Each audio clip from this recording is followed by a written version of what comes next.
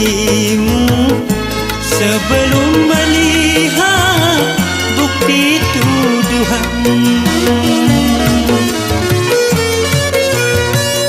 Pantaskah kau pergi tanpa seizinku, lalu kau kembali